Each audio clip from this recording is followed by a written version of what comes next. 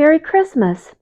I wanted to tell you that if you look for Charlotte Fairchild, Charlotte, Fairchild, F as in Frank, Airchild, as in David, and Blogspot, then you'll find that I have 14 blogs. And one of them is called Green Calendars and what you can do with your old calendars. One is to make a chain for your Christmas tree. You can make the links big or you can make the links small. And you can mix them up and have different colors, or you can go with colors that are from the same picture.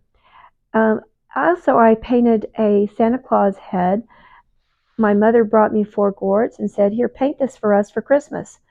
And it was my Christmas present to everybody, but it was also a Christmas present to me because I got to be creative, and my mother understood that that was very important to me.